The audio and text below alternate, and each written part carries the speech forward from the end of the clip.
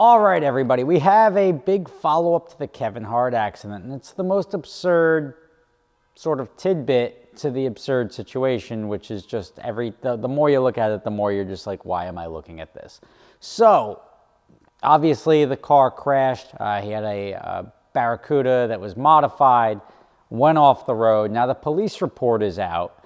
And here's what we know. We know that it was essentially an unsafe start. The guy was trying to do a burnout, was going too fast, lost control, went through a fence, flipped the car, right? Everybody is going to sue that guy. This guy who the police are taking the car apart to see what's wrong. Turns out there was nothing wrong with the car.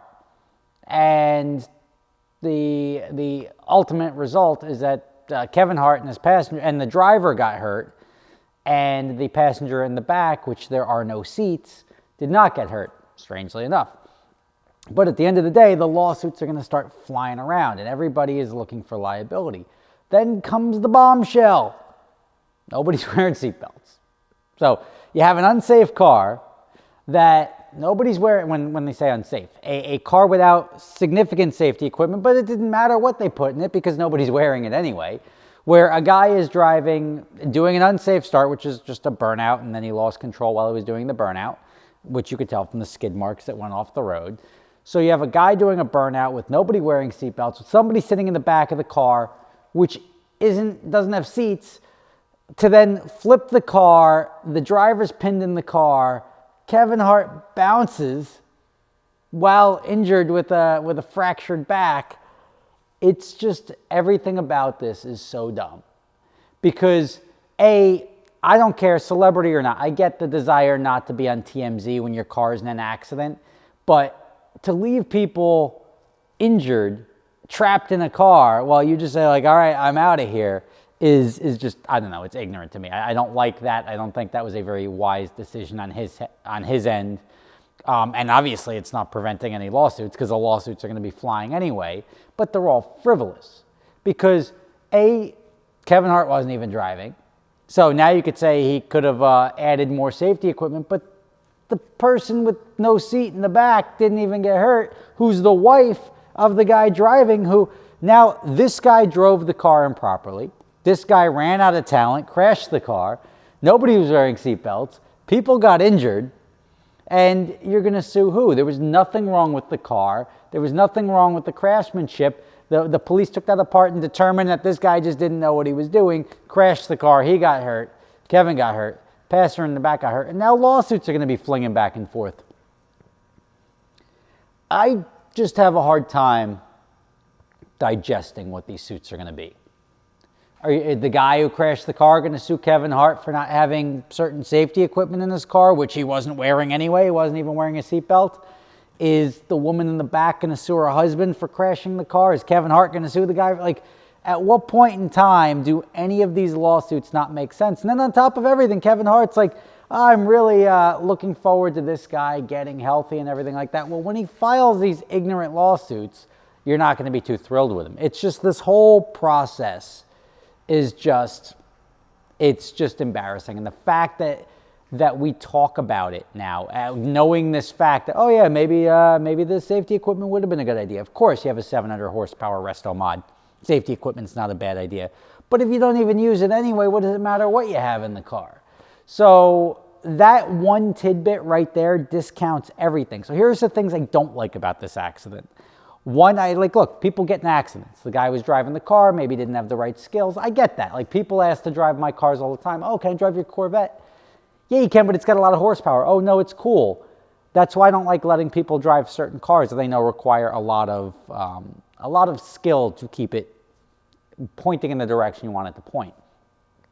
But you run into the situation where you're like, yeah, toss the keys. You don't want to be the a-hole that's like, hey, yeah, I'm not going to let you drive my car because I'm so cool. And I'm just like, I get that aspect of it. And you're like, I'll go with you. I don't like ever being a passenger for this very reason. But at the end of the day, if you crash a car, you weren't wearing a seatbelt, you have no right to sue anybody. Anybody. Like, and that's the problem with the lawyers and the legal system in this country is everybody's looking for somebody to blame. And this guy's unsafe start, loses control, not wearing safety belts, his wife's in the back. If anything, if somebody's sitting in the back without a seat or a seatbelt, you drive slower, not drive like put yourself in any situation, especially your wife, where you can crash the car. So I'm checking out of this equation now. I'm not going to pay attention to anything else Kevin Hart related in this scenario. I'm disappointed that nobody was wearing seatbelts. I'm disappointed that the guy was driving like an a-hole with his wife in the back without even a seat, because she could have really got hurt or ejected from the car, whatever.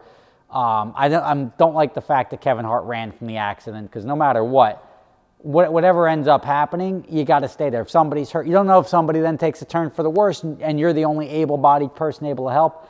That was not a cool move. The lawsuits are all just garbage now.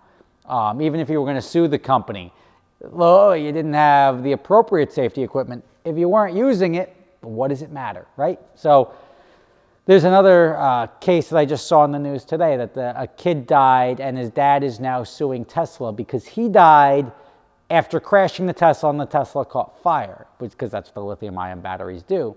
But the report says that he was doing 119 prior to the accident. But if he was doing 119, then crashed the car on a local road, and then died and then caught fire, like, I'm sorry, that's not a lawsuit. And people love to blame somebody for their mistakes. If the kid was doing 119 on A1A, which is a local road in Miami, that's an expected result, but B, you shouldn't be suing anybody.